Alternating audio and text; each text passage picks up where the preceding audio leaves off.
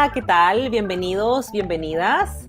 Sin darnos cuenta, ya estamos en el episodio número 5 del Desconectados, el podcast de Jauja, conversaciones dedicadas a la cultura organizacional, donde en el devenir de los episodios hemos ido tocando distintos matices, distintos hilos en el fondo de lo que se compone la cultura organizacional, y toda vez nos ha ido acompañando algún invitado o invitada ahí con toda su experiencia. Pero siempre les digo lo mismo, yo aquí no estoy sola, no es un acto unilateral, así que Santiago Ramírez, ¿andas por ahí, mi querido colega y compañero? Aquí estoy, compañera querida, muy contento de este capítulo, de todo, ¿cierto? Pero este tiene, para mí por lo menos, un significado especial porque diría una amistad así como la de la película Casablanca, ¿no? Creo que podemos formar una linda amistad, hecha en base a muchas coincidencias y pequeños encuentros casuales, pero muy buenas conversaciones. Así que, por favor, Beba, como es tradición también, presenta a quien nos va a estar acompañando el día de hoy. Ya, bueno, me siento entonces, voy a tratar como, yo soy media chueca, voy a tratar de sentarme bien, así como si el invitado te convoca una cosa emocional importante, yo me pongo a tono. Y quien nos acompaña hoy día es Pablo Laurino, ciudadano argentino, residente en Argentina, entiendo, y en este instante desde Argentina, y le vamos a entregar la palabra de inmediato para que se presente y nos haga una especie como de resumen ejecutivo de quién es Pablo Laurino, a qué se dedica en su tiempo libre, en su tiempo profesional. Yo lo único que diré es que nosotros lo hemos invitado para hablar de un tema que está más contingente que nunca, y es el asunto de la cultura respecto del trabajo remoto. Entonces, ahí Pablo tiene una, entiendo, larguísima experiencia, pero ya, me comprometo a quedarme callada, yo dije que le iba a pasar la palabra, así que Pablo, bienvenido y cuéntanos quién eres. No, bueno, muchas gracias primero a Santi y Beba por la invitación y por tan tamaña introducción que espero estar a la altura. Bueno, como dijo Santi, nos hemos encontrado en varias oportunidades, siempre relacionados a viajes que tienen que ver con la industria en la que trabajamos ambos, que es el mundo editorial, ¿sí? El mundo de contenidos, eso es a lo que me vengo dedicando desde hace unos 4 o 5 años con mi empresa, Publícala. Es una empresa que permite a editoriales, periódicos como La Tercera en Chile o editoriales como Santillana crear su propia tienda de contenidos digitales. Y una de las particularidades, si se quiere, de la empresa es que ha nacido mientras yo vivía en Pittsburgh, Pensilvania, y mi co-founder, Franco Gilio, vivía en Buenos Aires, en Argentina. Así que desde el inicio, ya hace unos 4 años aproximadamente, la empresa ha sido remota y hoy con más de 25 personas en 8 países distintos continúa siendo remota. Y respecto del tiempo libre, bueno, nada, siendo emprendedor la verdad es que no hay mucho, pero el poco que hay intento nada, leer bastante, disfrutar eso que por suerte me gusta mucho y jugar un poco de tenis. Esas son mis dos distracciones. Muy bien, excelente. Lo que uno diría un ser humano íntegro, intelecto, pasatiempo, todo ahí cubierto. Santi, te veo ahí como así, como sobándote las Sí, manos con ganas de entrar ya en materia. sí, exactamente. Solamente un pequeño disclosure, además con muy buen gusto para la cerveza, ¿no? Nos encontramos casualmente de nuevo eso fue lo más insólito, en Chattanooga, Tennessee, Estados Unidos. No, ¿quién se encuentra Sí, en Tennessee? en Tennessee y en Chattanooga, o sea, como, bueno. Y en ese encuentro, bueno, nada, conversamos mucho y todo, y nos tomamos una cerveza y tuvo siempre buena elección, ¿eh? Buena elección para Una la sola, cerveza. Sí, nos tomamos una sola, o sea, No. un solo entre tipo los de dos. cerveza. Claro. Pablo, yo lo que quiero primero es, ¿cierto? Como introducción, en tiempos de pandemia de pronto aparece este tema de estas tecnologías como la que estamos usando ahora, ¿no? Y que están desde hace un montón de años, pero nadie se proponía tener una reunión a distancia, ¿no? Veamos, ¿no? A qué hora nos juntamos, en qué café, ven a mi oficina, voy a tu oficina, etcétera. Y de pronto, ¡pum!, viene la pandemia y nos vemos obligados a aprender las tecnologías, pero tú con tu equipo ya venías en esto, usando estas herramientas. Entonces, me gustaría mucho que nos pudieras contar cómo fueron esos inicios, primero de la etapa de startup, ¿cierto?, de Publícala, y cómo fueron organizando y linkeando, literalmente, a un equipo que está distribuido en 8 países. Si nos pudieras comentar de eso, por favor. Sí, absolutamente. A ver, en realidad yo venía con experiencia de trabajo remoto en empresas mucho más grandes. Entonces lo traía bastante incorporado, lo creía, realmente estaba convencido que era la única forma de crear una empresa donde me sienta cómodo y poder sumar talento de cualquier lugar del mundo. Sí, luego con el tiempo, hoy con el diario del lunes, con el periódico del lunes, aprendí que para una startup presenta otros desafíos, sobre todo en la generación de cultura, en la cercanía que uno necesita al principio, etc. Pero bueno, así nació la empresa, un poco también por necesidad. Como decía, yo estaba viviendo en Pittsburgh cuando tuve esta idea y este impulso emprendedor para comenzar. Sí nos ayudó mucho, es cierto, a la hora de conseguir talento y clientes también.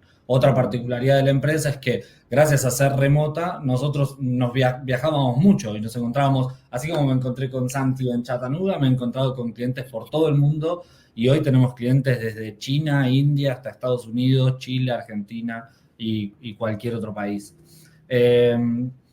Eso fue creciendo y la verdad que hubo bastantes espacios para replantearnos, ok, es hora de tener una oficina. Y por H o por B nunca terminaba de definirse una respuesta muy concreta. Porque creo que intentamos en un momento tener una especie de híbrido donde había una oficina, pero otros trabajaban remotos, y eso trajo muchísimos problemas. El primero fue que se armaron una especie de guetos con la gente que estaba en la oficina y quienes estaban remotos. Entonces ahí hubo un aprendizaje muy, muy importante y una necesidad de sentarse y decir, ok, o es oficina o es remoto, pero las dos cosas no va a poder ser.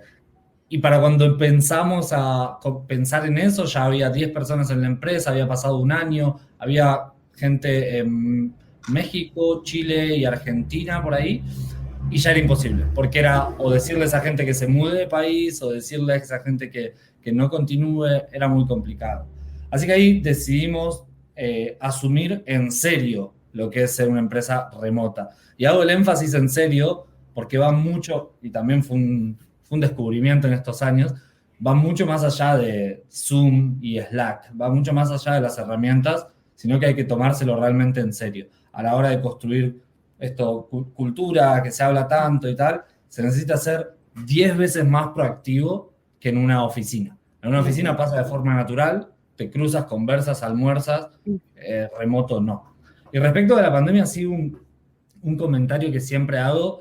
Es cierto que ya veníamos con esa gimnasia, con lo cual no nos sorprendió el hecho de tener que trabajar de forma remota, por Zoom, no, era lo mismo. Se declaró la cuarentena en todos los países y Publícala siguió trabajando de la misma forma. Pero sí, el desafío grande fue en que no es lo mismo trabajar de forma remota no en cuarentena, digamos, pudiendo salir luego a tomar un café, a dar una vuelta, a ver a los amigos o ir al gimnasio, que cuando tu vida entera está dentro de Zoom. A muchos en la empresa les pasó, y lo hemos conversado, que luego no tenían ni ganas de hacer reuniones sociales por Zoom, cumpleaños por Zoom, que fue la salida social que todos encontramos al principio. Así que eso presentó un desafío importante también para quienes venían con la gimnasia de lo remoto. Beba, por favor, adelante, si tienes alguna pregunta ahí a punto. Varias, en el fondo estaba ahí como, de hecho, tratando de ordenar un poco la cabeza, y me quedo primeramente con lo que comentas, Pablo, que la naturalidad, entre comillas, de la generación de la cultura, o uno supondría, depende un poco de la referencia espacial, el coexistir en un mismo lugar con tus compañeros, con sus hábitos. Hay todo un entorno finalmente que ayuda como a englobar algo que es donde nos identificamos y entenderíamos qué es la cultura. Al no existir desde el inicio, digamos, tú decías que había que redoblar los esfuerzos, había que estar particularmente pendiente para poder generar una cultura. Y además entendería que no solamente son personas que no están en el mismo lugar, sino que además, culturalmente, como país, como nación, identificación, también ahí hay una mezcla. ¿Cuáles han sido en el fondo esos desafíos más grandes y las iniciativas que ustedes han llevado a cabo activamente como para poder potenciar el tema cultural bajo esas circunstancias? Sí, a ver, en primer, no es que el hecho de estar en una oficina ya va a resolver y la cultura se genera, pero sí es cierto que facilita muchos aspectos. Por ejemplo, es lo social, el vínculo más personal de un almuerzo, un café, lo que sea, una conversación. En nuestro caso, al ser 100% remoto, sí nos ha tocado ponerlo en agenda, de hecho, poner en agenda la cultura o la generación de cultura, con cosas que hasta el principio a mí mismo confieso, quizás porque me salía más natural, como el fundador de la empresa o lo que sea, pero a mí mismo me resultaba un poco extraño esto de poner Halloween o una cena de Navidad o lo que sea en agenda, en el calendario, reservar el tiempo, buscar esos espacios, y nos ha tocado hacer muchas de esas actividades.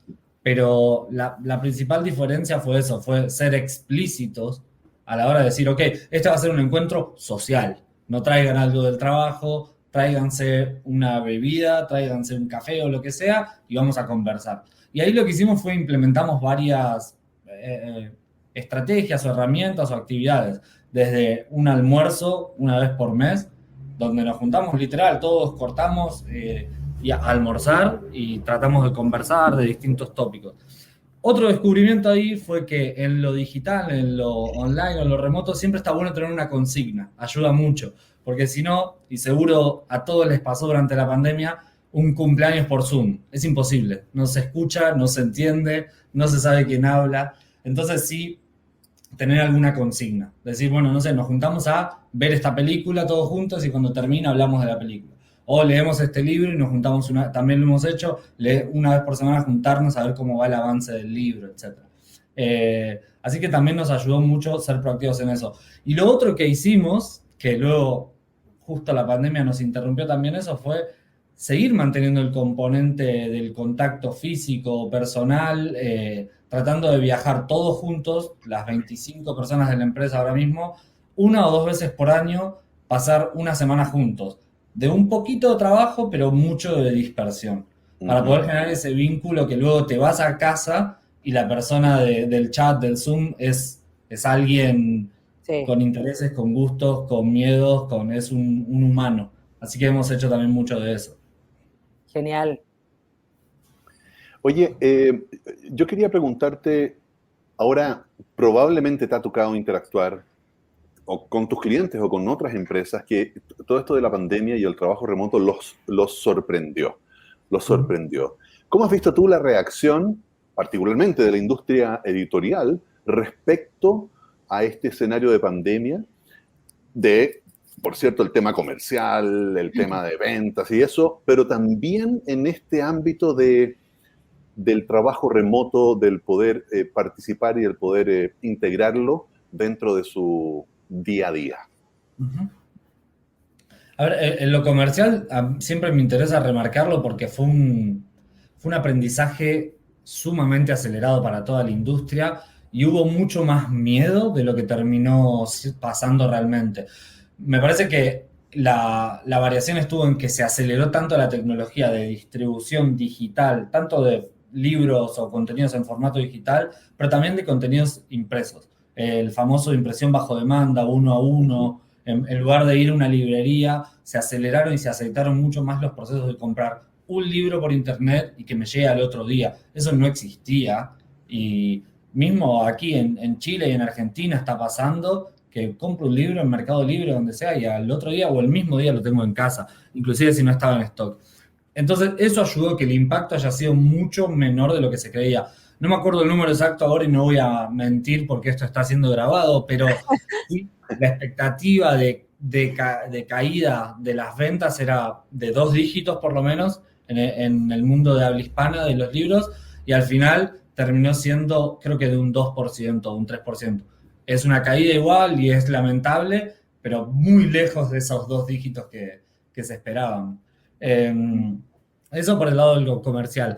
Por el lado de lo remoto, creo que el gran desafío fue que las empresas se dieron cuenta que era posible trabajar.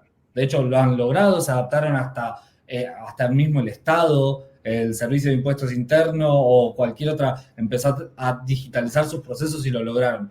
Lo que no se dieron cuenta en muchos casos, y a los pasados 6, 8 meses de la pandemia comenzó a ser un problema, y lo hablé con muchos colegas, era el aspecto humano o social. La gente encerrada en la casa y trabajando en la casa empezó a sentirse mucho más angustiada, mucho más aburrida, mucho menos productiva, y no se tuvieron en cuenta un montón de técnicas que hay concretas para ayudar a eso, a aumentar la productividad, a aumentar a evitar el cansancio, la fatiga, etc. Desde cuestiones básicas como intentar, si es posible, tener un espacio dedicado de trabajo, cerrar el computador a la hora normal que uno se iría de la oficina. Todas esas cosas ayudan muchísimo y no se hicieron o se hicieron tarde.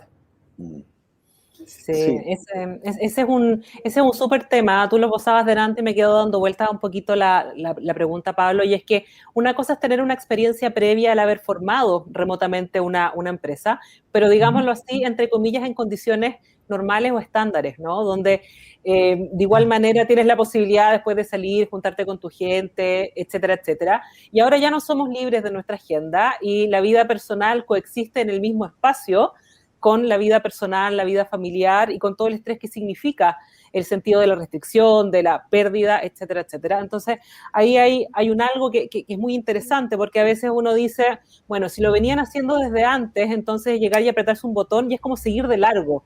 Pero efectivamente las variables emocionales, psicológicas y también socioculturales, en el fondo tú decías, idealmente es poder tener un espacio de trabajo exclusivo dentro de tu casa, y ya sabemos que Sudamérica, más que otros lugares, desafortunadamente, el tema de la inequidad no es tan fácil, digamos, llegar y decir yo tengo un espacio exclusivo para el trabajo, y generalmente a muchas personas les ocurre que estoy aquí y en el fondo andan mis niños dando vuelta, también tienen clases remotas, y esa coexistencia se ha vuelto como súper crítica.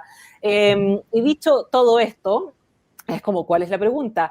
Si se pudiera sacar, entre comillas, una pequeña ventaja de venir hace tiempo con esta instauración de tipo de trabajo y abogándote un poco la tribuna de ser un poco pionero, ¿qué tips en el fondo uno podría dar a Vox Populi de cómo se pueden mejorar en el fondo estos aspectos que han sido los más críticos al final? No, a ver, hay varios tips bien concretos que por suerte se profundizaron mucho en este último tiempo.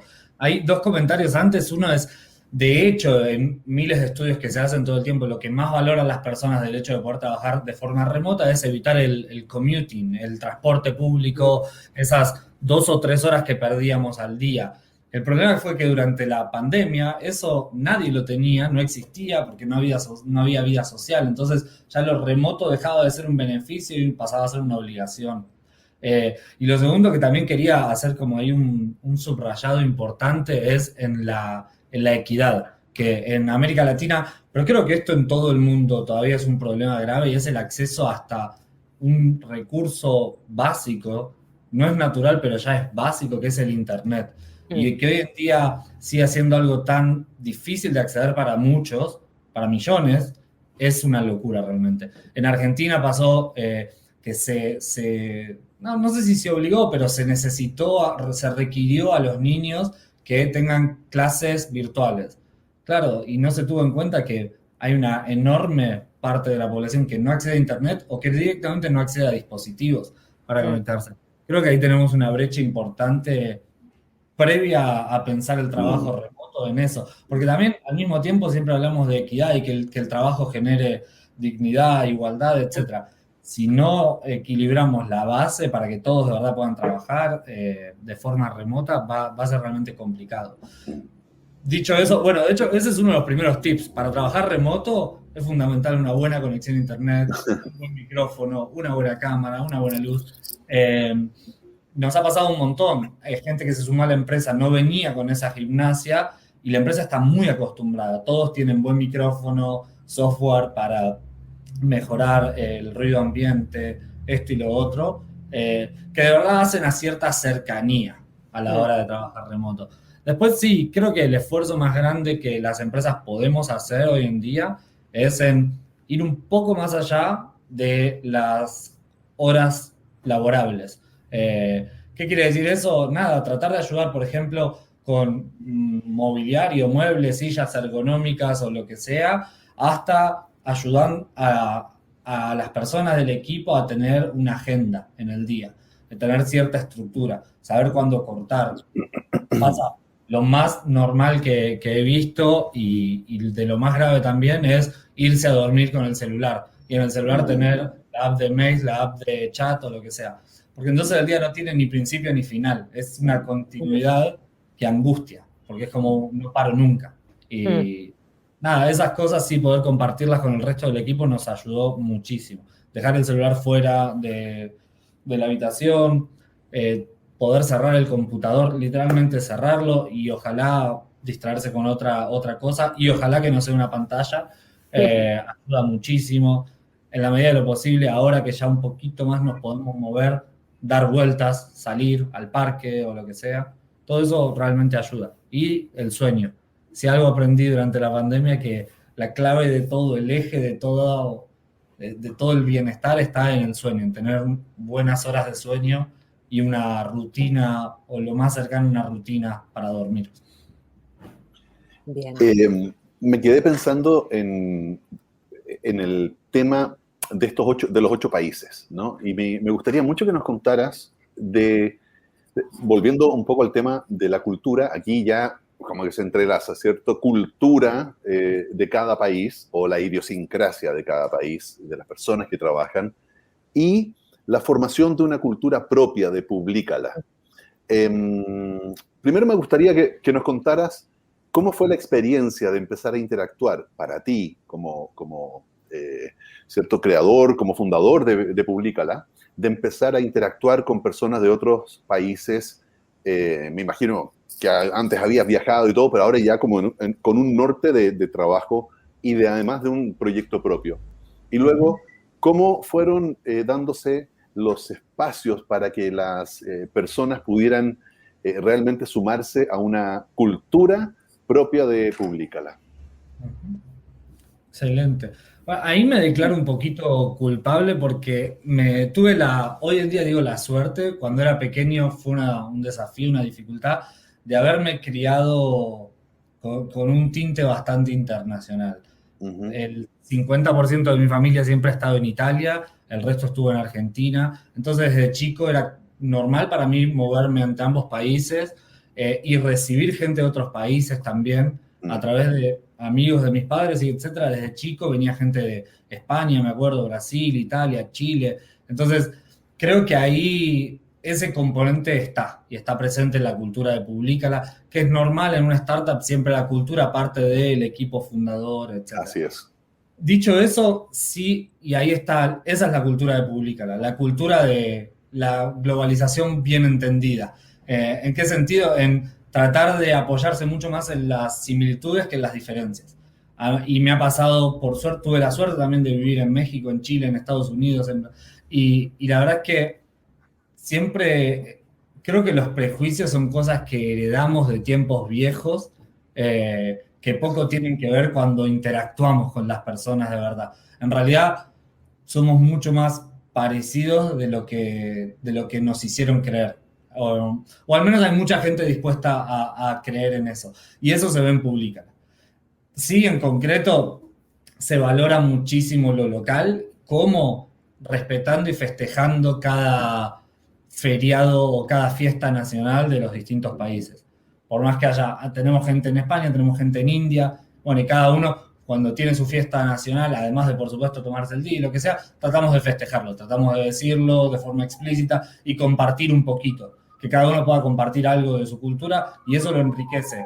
A ver, evidentemente la cultura se forma de ambas partes, ¿no? Desde la empresa que tiene una idea, pero de los individuos que la componen, que la aceptan y la enriquecen. Todo el mundo que se suma a Publícala claramente tiene y se nota, todos o les ha gustado viajar mucho o tuvieron experiencias internacionales porque estudiaron en algún lado y tienen esta curiosidad por compartir otras culturas. Y eso se ve y se agradece muchísimo siempre que hay un intercambio, etc. Así que el desafío estuvo más, particularmente en este caso, en lo laboral, porque sí no es lo mismo la forma en la que se trabaja en Europa que la forma en que se trabaja en Latinoamérica o en Estados Unidos. Y ahí sí, la única solución que encontramos fue procesos, muchos procesos documentados, y tratar de que cada uno aporte desde su lado, pero sí que si hay un proceso, se sigue ese proceso. Pero fue mucho más difícil en lo profesional que en lo personal, el intercambio cultural. Bien.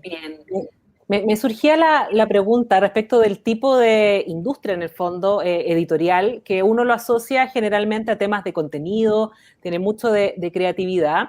Y la creatividad, el contenido y lo editorial creo que también tiene una patita, entre comillas, como comunicacional, de transmitir. Hay un asunto de atmósfera e incluso hay un tinte como emocional, ¿no? Como de querer compartirte un proyecto, etcétera, etcétera. ¿Y cómo nace en el fondo, o cuál es el mecanismo, entre comillas, que ustedes han desarrollado para poder transmitir esa cercanía a la hora de hablar con clientes, de negociar con clientes, no necesariamente teniéndolo al frente?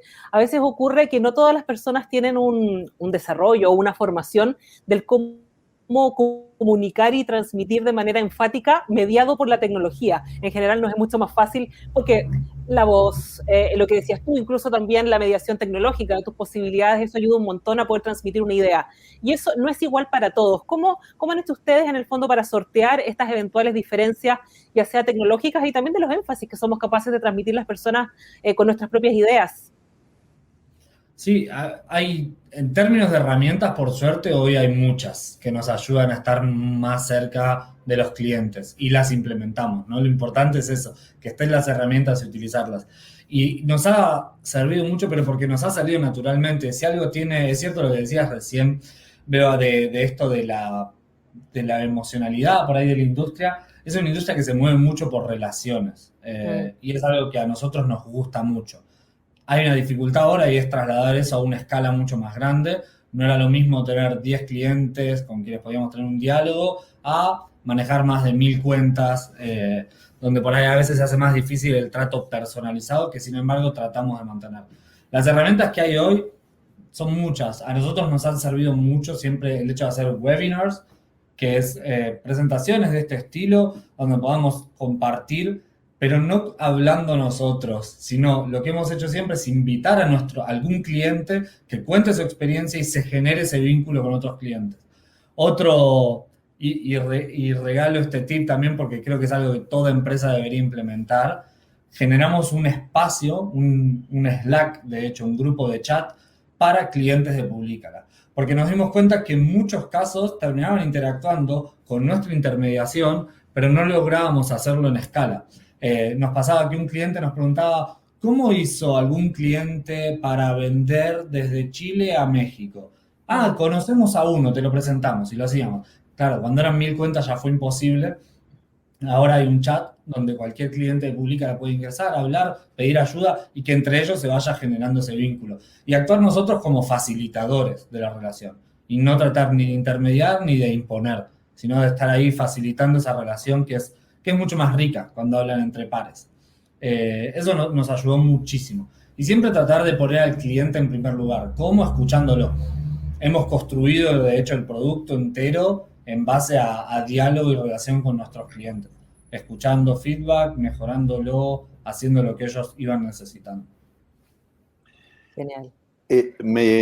Bueno, nada, lo encuentro genial. Esto último que estabas mencionando respecto de que los clientes se puedan comunicar entre sí para poder resolver dudas, que si no tienes que tener a un equipo de personas dedicada, ¿cierto?, a responderle la misma consulta o las FAQ, ¿cierto?, las preguntas frecuentes, que casi nadie las lee. Finalmente todos terminamos pinchando en que nos ayude un ser humano. Eso lo encuentro, sí. Perdón, Santi, que te interrumpa, porque ahí es súper interesante linkear lo que acabas de decir con esto de las diferencias culturales. Lo que acabas de decir es 100% cierto para Latinoamérica. Prefieren hablar con un humano. Todo lo contrario nos ha pasado en Estados Unidos. Y cuando quisimos entrar allí, fuimos con esa misma idea de hablen con un humano. No quiero, o sea, es mi último recurso. Primero quiero leerlo, quiero entenderlo solo y recién si necesito hablar. Entonces ahí fue todo un desafío. Nada, pero fue lindo, fue un lindo desafío porque también fue asumir el riesgo, que pensamos mucho de, ok, los dejamos hablar entre ellos y también puede ser que cuenten las malas experiencias o que cuenten de otros productos, etcétera, pero decidimos asumir ese riesgo tratando de esto, de ser facilitadores. Así que nada, fue un lindo riesgo el que asumimos. Eso es notable, ¿eh? Porque yo creo que rompe muchos. Bueno, las generaciones actuales están transformando mucho la manera en que se hacen negocios. Nos ha pasado en varias ocasiones que hemos visto y que hemos sido beneficiados por alguien que dice, oye, sí, pero yo conozco al proveedor tal, así que llámalo de mi parte. Y es como, pero si, espérate, estamos compitiendo nosotros, ¿por qué me estás dando esta facilidad? Esto que tú descubriste, mi generación, no nuestra, mi generación era como de, tengo un secreto y lo guardo, ¿cierto? Y es mío, como una especie de Grinch, ¿no? Eso me parece muy interesante. Y ahora, en el punto que tú tocas, ¿cierto? De entrar a Estados Unidos, públicala, entra a Estados Unidos. Ya se están enfrentando a otra forma de hacer business, a otra forma de hacer negocios. ¿Cómo ha sido este encuentro? ¿Cuáles han sido, desde tu punto de vista, y aquí yo creo que muchos emprendedores que sueñan con el mercado norteamericano o empresas que sueñan con el mercado norteamericano van a sentirse así como, a ver, cuéntanos más. ¿Cómo ha sido ha sido un choque, ha sido una fusión, ha sido un encuentro? ¿Y cuáles son las claves relacionales que tú y que ustedes han podido descubrir en ese espacio? A ver, lo primero, y no quiero desilusionar a nadie, es pensar muy bien, porque yo tuve el mismo impulso y quizás lo empecé a pensar mucho cuando ya era un poco más tarde. Pensar realmente bien por qué queremos entrar a Estados Unidos, o qué ventaja tiene realmente y por qué o no entrar en otro mercado o impulsar algo que para mí es cada vez más necesario, que es el mercado latinoamericano, lograr hacer una integración. Tenemos el mismo idioma. No puede ser que tengamos tantas barreras para pasar de un mercado a otro, que hoy en día existen. Pero bueno, dicho eso, a nosotros sí nos pasó, y confieso que por un poco de ambición o esta idea de este bias de entrar a Estados Unidos y tal, y cuando empezamos a repensar eso ya era un poco más tarde. En mi caso particular, mi intención siempre estuvo dada porque es el mercado más exigente en mi experiencia. No porque sea el más grande, etcétera, porque en ese caso también existe China, India, Brasil mismo, hay mercados gigantes, México, hay mercados gigantes. Pero sí, siempre me desafió el hecho de que sea un mercado tan exigente. Y así fue, y con eso nos encontramos, con golpes, muchos golpes.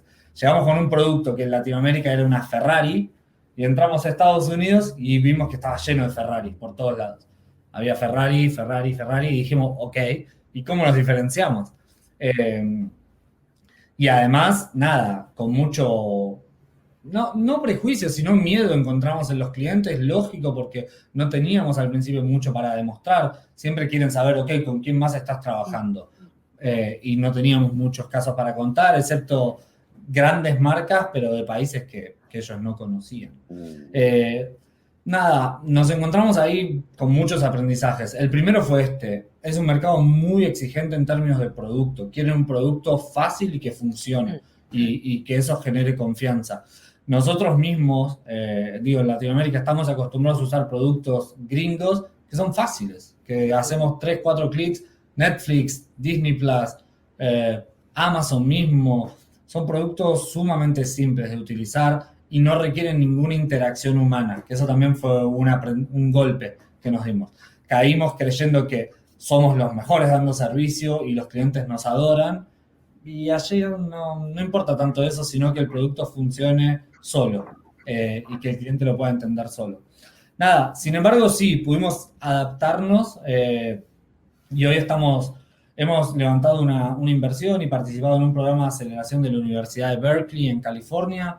Hemos cerrado acuerdos con Ingram en Estados Unidos y con la Clínica Mayo o la Mayo Clinic para todo lo que es la generación de contenidos digitales. Pero fueron como así algunos hitos, ¿sí? Y lo confieso, recién ahora estamos pudiendo destrabar la escala masiva que todos queremos en Estados Unidos. Porque nos llevó muchísimo aprendizaje, repensar el producto, reescribirlo. Por más que hubiera estado en un perfecto inglés, nada, hay palabras que hacen ruido para quien las lee, tuvimos que recambiarlo, todo eso, etc. Así que nada, fue también un desafío importante. Genial. Pensaba, por ejemplo, en el término como de adaptación. En el fondo, como que ustedes se van metiendo en distintos proyectos y es como, vamos viendo, vamos haciendo y vamos viendo, en el fondo, cómo lo movemos. Esa es la manera más informal de plantearlo, pero en alguna medida creo que algo de ese espíritu hay y yo creo que eso tiene que ver mucho como con la capacidad de a ver, yo creo que de una alta autoestima, dentro de todo, como de sentirse capaz de hacerlo y también de tener muy desarrollado, insisto, el músculo de la flexibilidad, la manera que tienen de hacer negocio, lo que decía Santi, las generaciones más antiguas teniendo esta cosa un poco enquilosada de que uno tiene miedo de que te roben la idea, te roben la forma y en alguna medida vivíamos un poco en el secretismo y ahora se entendió que pareciera ser que no son esos los elementos que marcan diferencia. ¿Qué valoración le asignas tú en el fondo desde el punto de vista cultural a la flexibilidad, a la capacidad de, ok, yo creo que toda marca quiere ser consistente, en el fondo se define desde un lugar e intenta siempre comportarse acorde a eso, pero también en su experiencia se va encontrando y se le van abriendo nuevas cosas. ¿Cómo conversa como la consistencia con la capacidad de flexibilizarse? Sí, para mí es fundamental para ir escalando y ahí hay varios tópicos. El primero es, yo creo que una característica principal de cualquier emprendedor es la ingenuidad o la inocencia. Creo que muchas veces tiene más que ver con eso que con ambición o autoestima. Tiene que ver con desconocimiento. Yo creo que a la mayoría de emprendedores, si nos dijeran de antemano de qué se trata crear una empresa y todo lo que conlleva, creo que por lo menos el 80% diríamos, no, gracias, paso. Hay mucho de eso. Entonces, pero al mismo tiempo sí algo que aprendí es como founder, como director, como líder, podemos y debemos dudar de todo y está bien. Y mostrarnos vulnerables es fundamental para el resto del equipo. Mostrar que podemos equivocarnos, etc. Salvo de una cosa. Ahí para mí es una sola cosa que es la que si dudamos de eso, ahí se acabó todo. Y es de la propia capacidad nuestra, o sea, personal, y la del equipo que hemos construido, de poder readaptarse. Yo a eso no le tengo miedo. Le tengo miedo a que no logremos cerrar clientes en Estados Unidos, le tengo miedo a que el producto falle, pero no tengo miedo a que pase cualquiera de esos escenarios, el equipo se va a readaptar y yo me voy a poder readaptar. Por eso hay una combinación entre ingenuidad y confiar al menos solo en eso, solo en que, nada, pase, venga lo que venga, nos adaptamos. No. Y en eso creo que Latinoamérica lleva una gran ventaja. Nos ha tocado, nada, escenarios bastante complejos, a Argentina, a Chile, ni hablar, que han desarrollado una capacidad de resiliencia más que interesante en las personas. Y por eso cada vez más se ven emprendedores sumamente exitosos. Y mismo grandes emprendimientos de Estados Unidos fueron fundados por extranjeros, inmigrantes, gente de Latinoamérica o de Asia, con realidades mucho más complejas, con esa capacidad de adaptación. Súper. Fíjate que eso resulta muy interesante, lo que planteas respecto de la resiliencia, la capacidad de adaptarse. Y sin duda, que es un valor fundamental. Ahora, la cultura de la organización, y tú lo decías, ¿cierto?, tiene mucho que ver con la cultura de los fundadores, o de él o de los fundadores. ¿Cómo definirías o cuáles son los 2 o 3 rasgos tuyos como emprendedor, como fundador de Publícala, que piensas que has podido compartir, comunicar y que ahora, haciendo como un poco una mirada hacia atrás, dices, wow, esto se instaló y que son esos rasgos, ¿no?, que están dando cuenta de una manera de ser de la compañía? Sí, creo que hay 3 al menos que están bastante claros hoy en día. Uno es debe haber una palabra mucho más sofisticada y bonita para decir esto, pero es la multiculturalidad, la internacionalización. Siempre ha sido algo que a mí me conmovió personalmente. Siempre me gustó tener amigos esparcidos por el mundo. Mis mejores amigos están en Roma, Nueva York, Santiago, Y eso hoy se ve. Es un equipo multicultural que aprecia las diferencias y las recibe muy bien. Eso por un lado. Por otro lado, el toque personal o humano. Es una empresa sumamente exigente, eso es cierto, pero todo se hace con buena intención. Quizás porque esa fue mi forma también de comunicarme, quizás porque nunca tuve, no está ni bien ni mal, pero nunca tuve esa personalidad súper fuerte de empresario antiguo que a veces funciona muy bien, de esto se hace así, así, así, sino que mi trabajo fue más quirúrgico con todo el mundo. Y eso también se ve en la empresa. Tiene consecuencias eso, por supuesto, y es que muchas veces vamos más lento de lo que podríamos, pero sí siento que en cada golpe o en cada esfuerzo extra que se hace ahí, el equipo crece, se hace más sólido. Y de verdad eso se ve teniendo personas que trabajan con nosotros desde el principio, desde que comenzamos, y nunca, a pesar de momentos sumamente duros, nunca se han ido, etc. Ahí se fue generando eso, teniendo un toque un poco más personal y humano con las personas. Y lo tercero es que esto también es complicado, es un rasgo cultural que tiene cosas buenas y otras que ojalá se puedan ir mejorando, es esta autoexigencia, lo acabo de decir, por ejemplo, queremos, y la empresa entera ahora quiere escalar y crecer en Estados Unidos porque es un desafío, porque es demandante. Entonces creo que es súper sano, creo que llega un punto donde la empresa empieza a escalar y hay que replantearse un poquito las ambiciones para que no sea todo el tiempo estar corriendo detrás de desafíos, sino consolidar lo ya logrado. Al principio sí fue un rasgo muy positivo, que fue esto de desafiarnos constantemente y más y más y más y más, y siempre compararnos contra la otra Ferrari que era un poquito más nueva, pero sí llega un punto que hay que empezar a repensar esos desafíos. Súper, Pablo. Me quedé pensando en el tema de la multiculturalidad. En uno de nuestros episodios anteriores del Desconectados, abordamos el tema de cultura organizacional y marca. Y surgió mucho de parte, Luis Oliva se llama nuestro invitado, está vigente. Sí, no. Las personas que pasan por aquí tienen largas carreras muy exitosas. Muy exitosas, Pablo, eso garantizado. Esto de hecho es un trampolín para el mercado que quieras. Bueno, y Luis Oliva nos comentaba desde el punto de vista de la marca que a veces ocurre que es caer un poco en la tentación de las tendencias, es decir, de agarrarse de ciertos valores universales que andan dando vuelta en el ambiente y acogerlos como propios a través de una consigna sin necesariamente que eso sea una preocupación genuina de tu organización y por lo mismo se vuelve al final una cosa un poco contraproducente. Y podríamos pensar que la multiculturalidad, la diversidad es uno de estos valores universales que hoy por hoy está muy sobre la mesa.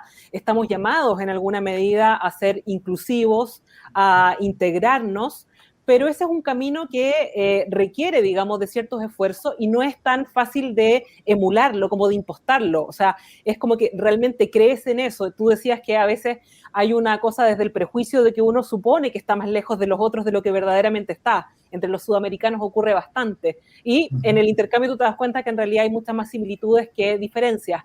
¿Cómo se maneja, ¿verdad? Desde lo genuino, digo, el tema como de la multiculturalidad, más allá de la consigna, para que sea verdadero, para que sea una instalación y para que realmente sea algo que sea un caballito de batalla, finalmente? Es una ventaja tener personas de orígenes distintos. Dos cosas ahí. La primera es entender realmente, o sea, y ser hasta los que necesitan o necesitamos ser muy racionales respecto de las decisiones, entender las ventajas, los facts, los hechos que sustentan a las ventajas de tener un equipo diverso, que son miles. La primera es tener distintos puntos de vista va a por lo menos permitir tener distintas soluciones posibles a un mismo problema. Si todos venimos cortados con la misma tijera y todos somos iguales y pensamos igual, no se nos va a ocurrir nada más que siempre probar lo mismo. Cuando se valora la diversidad en serio, ahí fue cuando, y fue un trabajo para nosotros, lo trabajamos mucho por suerte con una organización que nos ayudó, fue como, ok, por la formación cultural de esta persona o de esta mujer o de este hombre o lo que sea, tenemos ahora 20 soluciones sobre la mesa. Probémoslas y veamos cuál es mejor. Y después, en eso mismo de la productividad, hace muchos años se empezó a hablar de esto de los cupos en las empresas. Hubo mucha discusión, me acuerdo en Argentina hubo una discusión del cupo de legisladores, diputados o senadores de mujeres, ¿sí? Y ahora hay una misma discusión para la pauta, el dinero que reciben los medios, el dinero del Estado, que cumplan con un cierto cupo de mujeres trans trabajando en la empresa. Al principio, a mí mismo confieso que me hacía ruido, era como, no, bueno, que sea por mérito, sobre todo si va a ser senador, senadora, que sea por mérito. Y hoy en día, viendo los números, los resultados, entendí que no, claro, hay que ser proactivo en tomar ese tipo de decisiones, porque hoy sí se ve que se ha logrado una paridad, o algo más cerca de una paridad al menos en las cámaras. Porque se tomó una decisión que en el momento parecía un poco extrema para poder ajustar y ver esos resultados que hoy están ahí a la vista. Así que me parece que la clave es eso, es al que le cueste al menos ir a ver de verdad, porque está lleno de números, si los queremos, de resultados concretos del impacto que tiene la diversidad. Ir, buscarlos y leerlos sin prejuicios, porque también pasa mucho veces hoy en día con esto de la famosa posverdad, que por más que nos presenten números y estadísticas y datos, si alguien no está convencido, va a ser difícil. Y a quien no esté convencido, de mi lado yo le voy diciendo, bueno, gracias por tu trabajo, porque probablemente sea gente que se está quedando afuera. Así que las vamos despidiendo desde aquí. Bien. Oye, estamos acercándonos ya al tiempo del encuentro y ¿puedo hacer la pregunta yo, Beba? Pero por favor, jamás te robaría ese momento. Sí, bien. No, tú ibas a pensar, ¿qué haces en el tiempo libre? No, tú con tu tiempo libre, tranquilo ahí. No. Esta pregunta me gusta porque tiene un pequeño juego detrás. Y la pregunta es, ¿cuál es la pregunta que siempre has querido que te hagan y que nunca te han hecho? Bien, ahí con toda libertad. ¿Cuál es esa pregunta? Tú dices, vaya, llevo tantos, sí, he dado entrevistas, he conversado, me han preguntado cosas, he explicado sobre Publicla, sobre mí, etcétera, pero nunca me han hecho esta pregunta. Y tengo ganas que me la hagan para poder dar esta respuesta. Y aquí te dejamos ahí en primer plano pensando. Qué buena pregunta. Hay varias,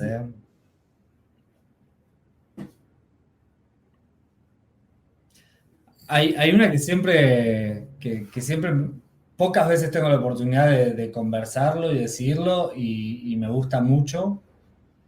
Bueno, una es, ¿cuál es la mejor pizza de Roma? Ese es un secreto que no sé si estoy preparado para compartir. Y la otra es, ¿por qué emprendo? ¿Por qué tengo una empresa? ¿O por qué fui emprendedor? Porque yo mismo me lo pregunté mucho y me costó mucho llegar a una respuesta. Soy bastante racional y siempre buscaba, ok, ¿por qué? ¿Por qué? Así que cualquiera de esas dos pueden elegir. Ay, yo quiero escuchar las dos. Quiero esas dos respuestas. Bueno, yo me voy por la más profunda. ¿Cuál es la mejor pizza de Roma? Está bien, hay que hablar de lo importante, si no la gente se aburre. La mejor pizza de Roma, porque un poquito de contexto primero. En Italia hay dos tipos de pizza, principalmente. Una es la napolitana, que es esa famosa, ¿no? Que es la famosa en todo el mundo. Y la otra es la romana, que es un poquito más crocante, es un poquito distinta, más parecida a una pizza de masa madre que otra cosa. Hay una que es una pizzería romana que está ahí en el medio y para mí es fabulosa, así que por favor vayan y me cuentan cuando nos abran las fronteras si se pueda. Se llama La Gatta Mangiona. Y queda en el barrio de Monteverde. Queda un poquito lejos del centro, que también vale la pena, ¿no? Para conocer algo que no está tan en el centro. Pero de verdad, esa pizza vale el viaje entero. Perfecto. ¿Puede repetir el nombre de la pizzeria, per favore? En italiano, per favore, carissimo. Sì, La Gatta Mangiona. Hermoso. La Gatta Comilona sería.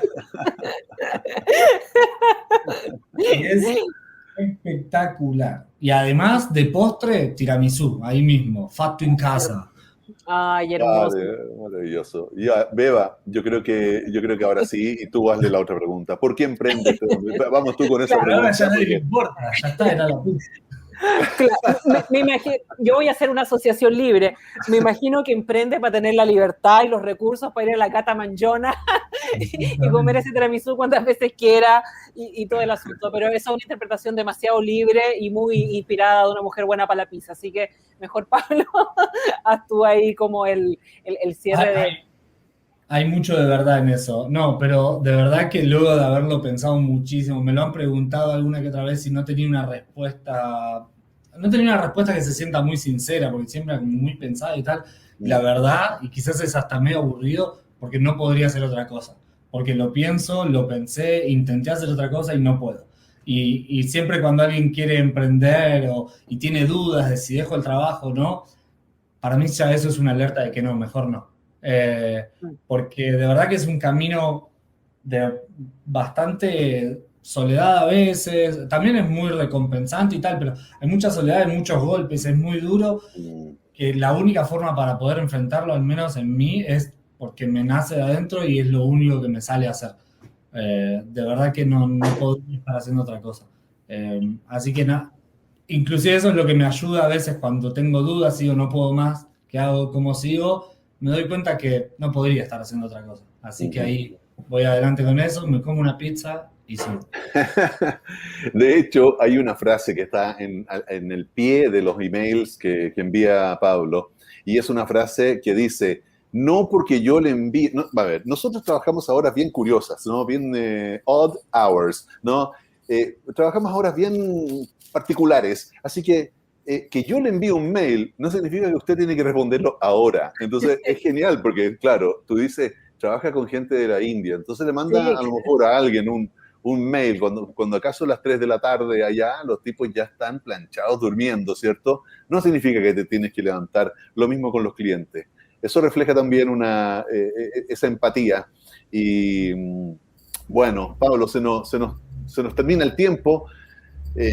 Yo te quiero agradecer muchísimo que hayas aceptado esta invitación. Sé, porque te he visto que estás con muchas cosas, pero también valoro muchísimo que cada vez que te enviamos un correo, te enviamos un mail y todo, tienes una respuesta amable, genuina y cálida para conmigo y para con el equipo con el que trabajamos. Te deseo en lo personal el mayor de los éxitos. Go for it, just do it, just fucking do it, man. Show those people who Pablo Laurino is. Come on, man, I want to see you. Show me the money. Así que te deseo todo lo mejor y gracias por estar con nosotros en este Desconectado. Se llama Desconectado porque sentimos que estamos desconectados y lo único que queremos hacer es reconectar. Así que gracias por el encuentro. Muchas gracias a ustedes, chicos. Muchas gracias. Y gracias, Santi, por ese cántico final, esa celebración. No me la esperaba. Muchísimas gracias.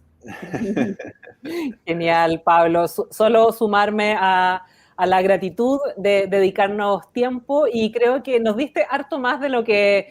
siento que te engañamos porque te invitamos para hablar de cultura y trabajo remoto y finalmente terminamos abordando contigo mucho más allá de eso, con distintos matices y creo que eso es lo que finalmente marca la diferencia. Uno parte con una coartada, partiendo como de un detalle y en la práctica también la conversación nos va llevando a otros lados, otras perspectivas y ha sido valiosísimo la perspectiva de una persona que tiene que ver con su propia experiencia y siempre poniendo en valor a su equipo también. Creo que, no sé si tú te das cuenta cuando hablas que en general tiendes como a eludir la personalización y los metes a los otros ahí, entonces es como que te vemos a ti en pantalla y me imagino acá al equipo multicultural, esos 8 países, esos 8 usos horarios capaz distintos, súper presentes y eso yo creo que es el testimonio de una frase que nosotros acuñamos en Jauja, que es transformar tus valores en acciones. Al final da lo mismo lo que uno declare. En estos actos automáticos, inconscientes, creo que está presente lo que uno es y lo que uno no es. Así que nada, abrazo gigante, muchos cariños a Argentina, a todo el equipo de Publícala. Muchas Bien, gracias. pues, hasta siempre. Nos encontramos y no se pierdan el próximo episodio de Publícala, iba a decir. No se pierdan, vayan a Publícala. A todo esto es publica.la. Para que se den una vuelta y vean cómo funciona esa aplicación, que realmente es una maravilla. Es una maravilla, es un lindo Ferrari y vale la pena conocerlo. Y sí, nos encontramos en un próximo Desconectados. Chao Pablo, chao Beba.